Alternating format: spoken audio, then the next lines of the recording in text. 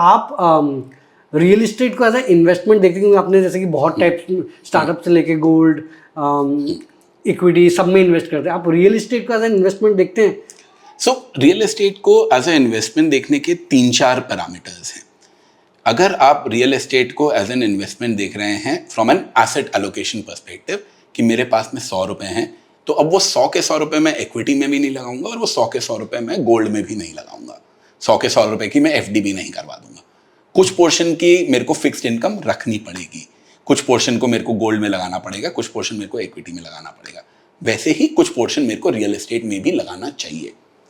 Real estate over the long term आपको inflation से better returns देती है. रियल एस्टेट एक काफी स्टेबल एसेट भी है, बहुत ज्यादा उसके अंदर वैल्यू गिरती नहीं है.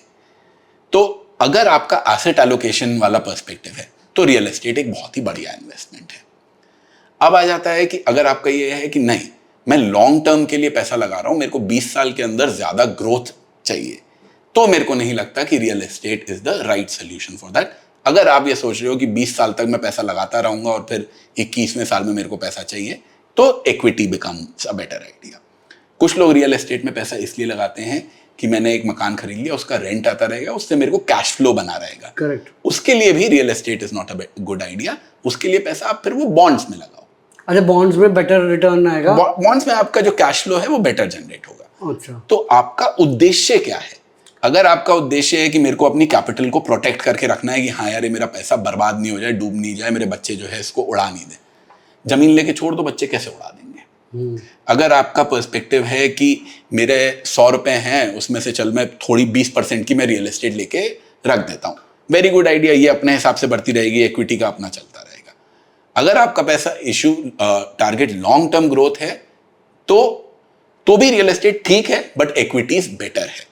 अगर आपका टारगेट कैश फ्लो जनरेशन है तो रियल एस्टेट ठीक नहीं है, तो फिर बॉन्ड्स बेटर है. तो क्या पर्पस है वो आपका पहले से डिफाइन होना चाहिए, which will define that is real estate a good idea, an okay idea और a bad idea. It depends on कि आप किस गोल से पैसा लगा रहे हैं. बट जो रियल एस्टेट लगाते हैं उनका जितना मैं थॉट प्रोसेस समझा है कि एक तो उनको कैश फ्लो आता है, बट साथ में वो चीज़ भी इन्फ्लेट होती है, तो दोनों फायदा होता है. आपने ऐसे बोला कि बॉन्ड्स कैश फ्लो के लिए बेटर हो सकते हैं. हाँ. एंड जो इक्विटी की प्राइस ज़्यादा बढ़ सकती है, but I think real estate ये दोनों चीज़ें एक साथ प्रोवाइड करता है. अगर आपको ये दोनों चीज़ें भी करनी है, हाँ. वही 100 रुपया आप इक्विटी और बॉन्ड्स के अंदर डिस्ट्रीब्यूट करके लगा दोगे, हाँ. तो भी आपका बेटर कैश फ्लो वाला जो पोर्शन है, तुमको कैश फ्लो जनरेट करना है सपोज 100 रुपए का, और बाकी पैसे से तुमको ग्रोथ करनी है, तो वो 100 जनरेट करने के लिए तुमको जितना चाहिए उतना तुम बॉन्ड्स में लगा दे.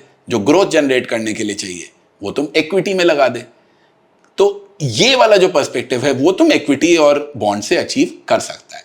हाँ, तेरे पास में 100 रुपए हैं, तेरे पास में सपोज पैसा ज्यादा है कि तुम्हारे ये सारे गोल्स मीट हो रहे हैं, और फिर तुमको एसेट एलोकेशन चाहिए क्योंकि तुमको डाइवर्सिफाई करना है, क्योंकि तुमको नहीं पता है इक्विटी का भट्टा किस टाइम पे बैठेगा, तुमको नहीं पता है कब तुम्हारा इन्फ्लेशन इतना ज्यादा हो जाएगा कि अभी तो बॉन्ड तुमको 1 लाख रुपया महीना दे रहा है और तुम बहुत खुश हो, बट आज से 5 साल बाद शायद 1 लाख रुपया उतना जरूर इंपॉर्टेंट नहीं रहे. तब तुम्हारे लिए एसेट एलोकेशन जरूरी हो जाता है, तब तुम्हारे लिए रियल एस्टेट बहुत ज्यादा जरूरी हो जाता है. Then it becomes a very very good idea.